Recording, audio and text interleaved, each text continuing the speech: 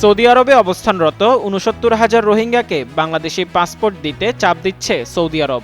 দেশটি চায় রোহিঙ্গাদের বাংলাদেশি পাসপোর্ট ইস্যু করার প্রক্রিয়া আরও দ্রুত করা হোক। বাংলাদেশে নিযুক্ত সৌদি আরবের রাষ্ট্রদূত ডক্টর আবদুল্লাহ জাফর বিন আবিয়াহ সোমবার স্বরাষ্ট্রমন্ত্রী সালাউদ্দিন আহমেদের সঙ্গে বাংলাদেশ সচিবালয়ে স্বরাষ্ট্র মন্ত্রণালয়ে তার অফিস কক্ষে এক সৌজন্য সাক্ষাৎকালে তিনি এ বিষয়টিকে গুরুত্ব দেওয়ার আহ্বান জানান। বৈঠককালে তারা দুই দেশের আইনশৃঙ্খলা ও নিরাপত্তা ইস্যুর পাশাপাশি সৌদি আরবে বসবাসরত ৬৯,০০০ রোহিঙ্গার বাংলাদেশে পাসপোর্ট প্রদান, পর্যটন ও জ্বালানি খাতে সৌদি বিনিয়োগ বৃদ্ধি এবং পারস্পরিক স্বার্থ সংশ্লিষ্ট বিভিন্ন বিষয়ে বিস্তারিত আলোচনা করেন।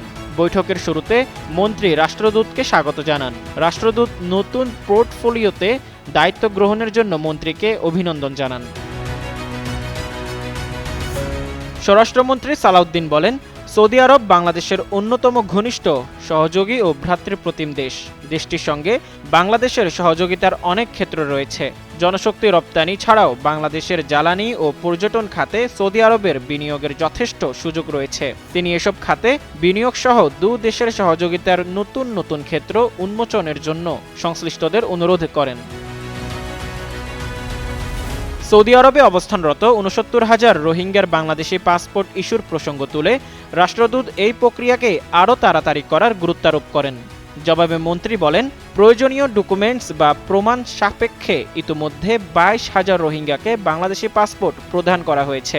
এই প্রক্রিয়া ত্বরান্বিত করতে বাংলাদেশ থেকে বিশেষ টিম পাঠানো হয়েছে উল্লেখ করে মন্ত্রী কঠোর হুঁশিয়ারি দিয়ে বলেন, পাসপোর্ট ইস্যুর ক্ষেত্রে কোনো ধরনের দুর্নীতি বা অনিয়ম সহ্য করা হবে না। তিনি আরও বলেন, যেসব মিয়ানমার নাগরিকের বাংলাদেশি ডকুমেন্টস রয়েছে বা যারা প্রয়োজনীয় শর্ত পূরণ করেছে শুধু তাদের দ্রুত পাসপোর্ট প্রদান করতে হবে। এক্ষেত্রে সৌদি আরব থেকে পূর্ণাঙ্গ তালিকা নিয়ে পুনরায় যাচাই বাছাই করার জন্য তিনি সংশ্লিষ্টদের নির্দেশনা প্রদান করেন।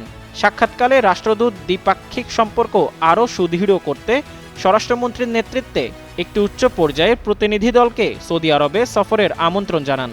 মন্ত্রী আমন্ত্রণের জন্য ধন্যবাদ জানান এবং আগামী জুলাই মাসের শুরুতে তিনি সৌদি আরব সফর করতে পারেন বলে রাষ্ট্রদূতকে অভিহিত করেন।